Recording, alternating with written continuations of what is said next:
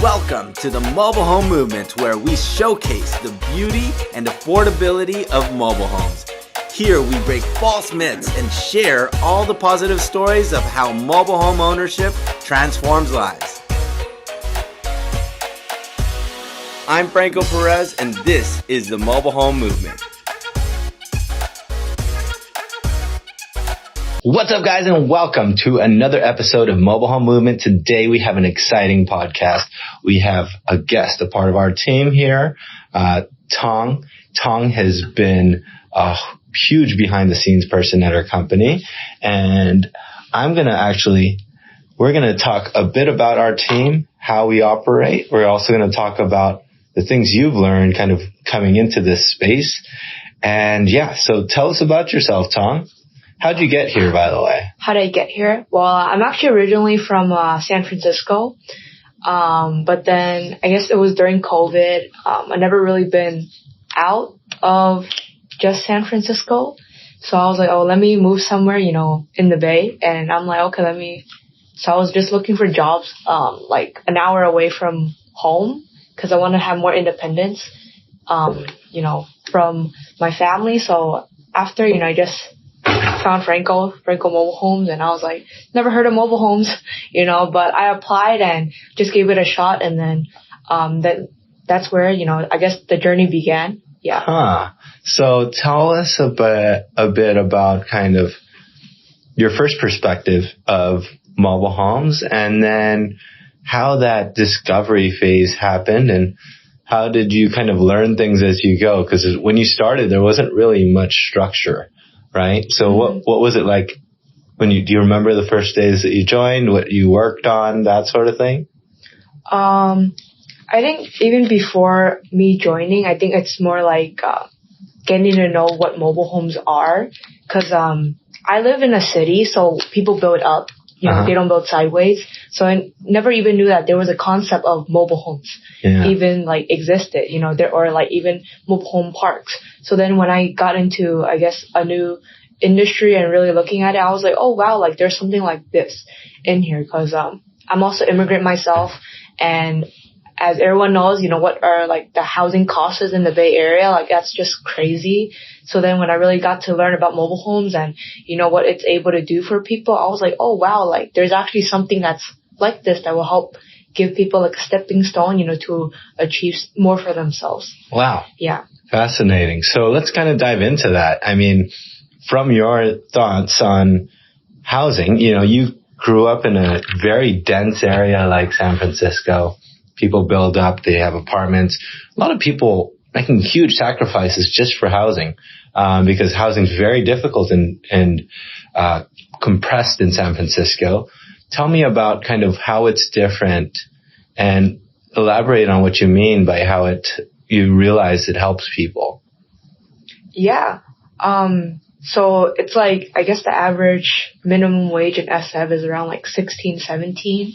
And then I think majority of the people, they use more than 50% of their income just for rent, which is pre-taxes. So it's not even include taxes. And it's just really hard to even save up for a home. And I know people who maybe even if they were making six figures, even after 10 years or 15, 20 years, they don't even save up for that down payment. And so when I first got to know about mobile homes, it's of course I heard both sides of it, since I don't know about mobile homes at all. So when I got to know, it's learning from the team and Franco as well on let's say the space rent and stuff, and also what are the different plans that would actually help someone to not just get a mobile home, but overall in terms of time, how it appreciates. Because I always thought that homes depreciate. It doesn't appreciate in value. And just hearing the different stories that what people overcome to really achieve, more financial stability for themselves with the help of mobile homes was really eye-opening to me. Yeah. It's definitely eye-opening. And I think part of it is, you came from, like you mentioned, an immigrant family. Probably tell us a bit about your parents. Do they own a home? Are they wealthy? And what's the mindset there And then where are you seeing people able to shift and make an improvement through the transactions that we have as far as mobile homes, right? What's the general thought around mindset, being in San Francisco, low income, that sort of thing, and what's different and how's this helping in changing that? Yeah. Do you think you could paraphrase that question because it's a bit long? Yeah, I guess first talk about mindset before, right? What do you feel like the common middle class or low income family mindset, and where are you seeing, describe that. Describe your life, like you mentioned, in San Francisco, what is it? Is it rent or buy a $2 million home, right? And then where are you seeing the difference in people having that stepping stone later, and how can mobile homes help them? Yeah. So I guess first is kind of like you growing up, mentality around money. What are conversations like around that? Yeah, I guess, wow, that topic of money is really big for me. I guess coming from like a typical Chinese household, it's like our parents talk about money a lot, but then when it comes down to the kids, it's just like, oh, you don't have to worry about it. Just go to school, get good grades, and then get into a good college. So that's the path that I took. But for me, I'm the only child, and my parents, like my mom specifically, she was the one who mainly raised me. She didn't work such, like a really fancy job or anything. She's actually just a janitor. But that's what made me respect her more as a parent, is because, well, she raised me in one of the most expensive cities in America, which is like, SF.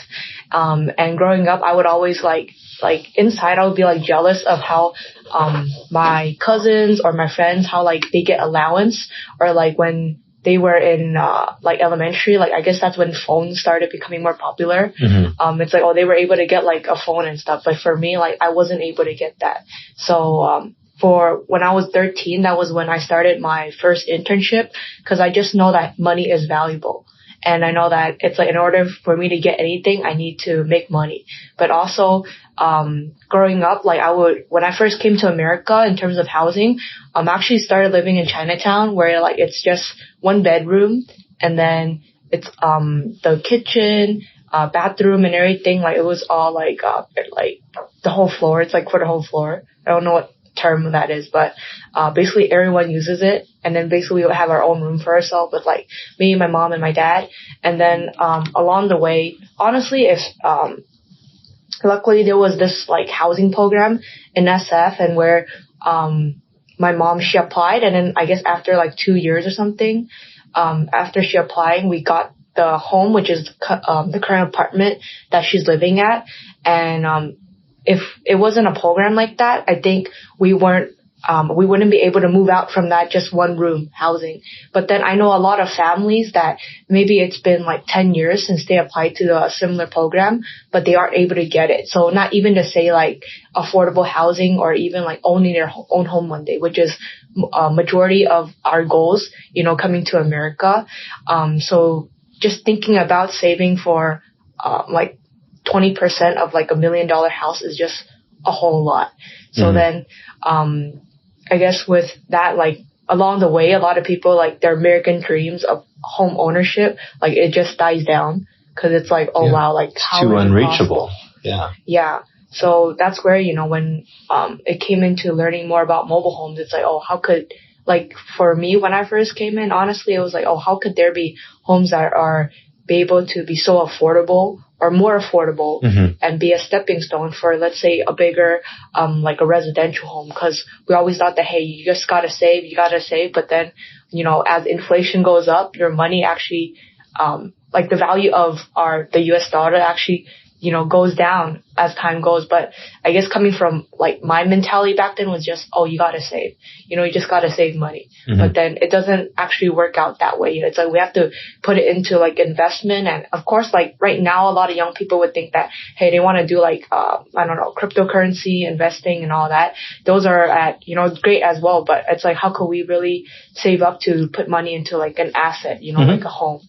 And that's where I saw people, like, while just working with different clients as well, seeing different stories. There were people who were in their, like, even early 20s or late 20s that were able to really even buy a mobile home. just to get started. Yeah. I want to dive in on that because, there's 3 of you that lived in just a single room with multiple families in that flat, right? Right. And then you worked it's basically a lottery system into affordable housing. Yeah. Right? That helped you allow to be not having to share that room anymore, right? So that's great. But you touched a bit about like owning real estate, right? It's like either you rent or you own a home at $1 million, and it became unreachable, and it became very hard to even believe that is possible, right? And that's kind of the key of what the real housing problem is that most families out there, low income, are starting to believe that it's no longer possible to own a home. Especially in the Bay Area, right? Even though incomes averages might be higher, it still becomes very difficult to own a home. And with that, we all know how valuable owning a home could be, how it can appreciate, how you can have tax benefits, how you can leverage a loan to be able to buy. But being so difficult and being so high barrier of entry, you have to come up with a huge down payment, which is very difficult to buy, like you said, $1 million or $2 million home in San Francisco. It becomes impossible because, with what you have right now, it's hard to keep up with money already. Right? So, and that's kind of the beauty of the mobile home element. It lowers that barrier of entry. It lowers the amount that you need as a down payment. It's a lower requirement of how much you have to make to be able to qualify. To qualify for a $1.5 million home, you need to be making over $250,000 or so. And with that, it's very difficult to buy, right? And then now with a mobile home, you can get a home at a third or a fourth of that price. Exactly. Lower your obligation of rental payment and improve your personal family's cash flow, right? And it allows for that to be a stepping stone for people. What have you seen as far as like working here, seeing these families be able to do that? How has it made a difference in people's lives? What are you seeing? You see the behind the scenes of the transactions. How do you see it? Do you feel like they've made their lives better? Are they excited about it? What's it like? Yeah, I think, I guess knowing like the stories of, each, buyer or people who are like first time like home ownership, and how sometimes they might be seeking for a home like for 1-2 years, but then they weren't able to find anything in the residential aspect. And when they found, the mobile home aspect and how it was able to financially work out for them, just makes me see that, oh wow, someone who's with like a similar background and similar starting point is able to, do something. And it's like, especially, when owning a home for the first time, that's like a huge, huge deal. And just seeing it's like how happy they are after, or it's like how they're able to get assisted, through our team and really do like the help. Cause imagine first time getting a home, that's maybe like your overall 70% of your life savings on that home. And it's, some people might even take a loan out, and they really need someone who is like trusted, to do that. And that's how, I guess through working and really seeing it's like what's really valuable out of it is really like how, putting myself in their shoes as being a first time owner and being able to have like a great team to assist them. And really, I guess for me, coming into mobile homes, really learning from Franco and the team with Christina as well. And really how, we want to be in that tight communication and really keeping, I guess, everyone on the same page with the transaction is just because I never experienced what real estate is, outside of the team. Because it's honestly, it's my first time working real estate, with you guys too. So that's where it was the way you guys help the clients is just I guess next level, I guess, compared to what I see before with my experiences when my relatives were getting their first home in SF. Yeah. We really try to, I'm glad you're saying that. How is the experience different, you feel like, when you're compared to when your family was trying to buy a home? Yeah, I think, firstly is, that like, it's like more on that communication side of helping, but also let's say, I'm going to go more in detail of it. So let's say when a home like there are certain things that need to be fixed or contingencies. A lot of the times that, it's like we would be, let's say, even connecting the seller or the buyer with, someone who's able to help them with that. A vendor, a contractor. Yeah, a vendor or a contractor, cause it's like they're just new to this. Like they don't even know what the price point is. They don't know who they could trust on really coming to their home and really fixing that for them. Mm-hmm. But that's something that is so great, I guess, because like not knowing anyone in the area, but then having someone be like, hey, I could connect you with someone who could help you with it. And, this would be the timeline of when do you want to like close your home. Here are some financing options that you could have instead of just saying that, hey, go to this bank, try to get, appraisal or all that. But really having someone like coordinate that for you is just like super helpful. Yeah. That's cool. So the behind the scenes, what's it like working for the team? What's the team vibe like? How would you describe that? It's very different than work.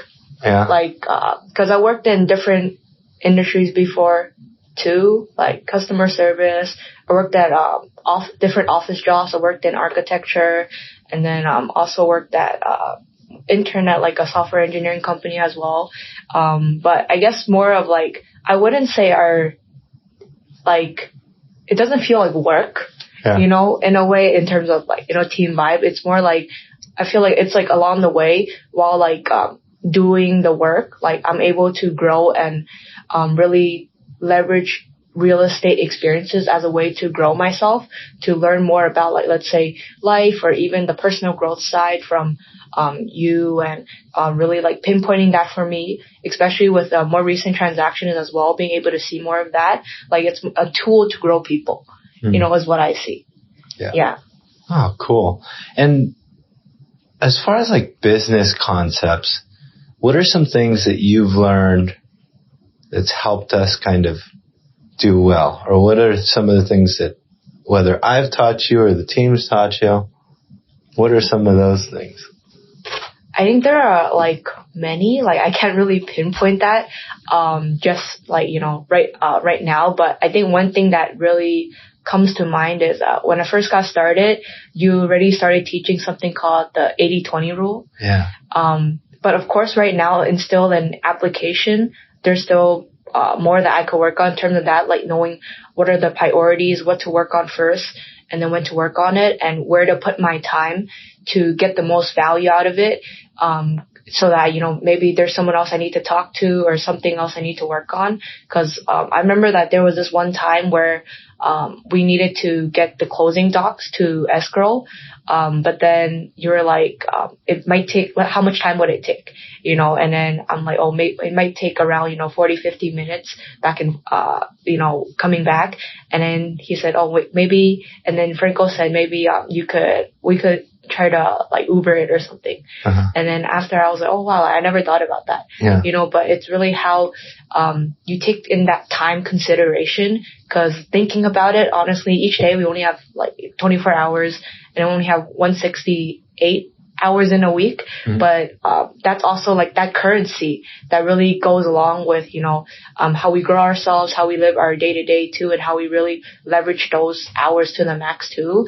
And just seeing like how you are able to, like your mindset in terms of how you spend your time, like that's something that like, it's like I really want to work on more, because it's like I just think in comparison, like let's say compared to people that we know, like Mark Zuckerberg or Bill Gates, like how come they also have 24 hours, but they're able to leverage it so much? But how could we also be able to do the same thing, like while working as a team or learning how to delegate certain tasks, creating like a system where, it's like even like a 5-year-old kid could understand, how it works. Yeah.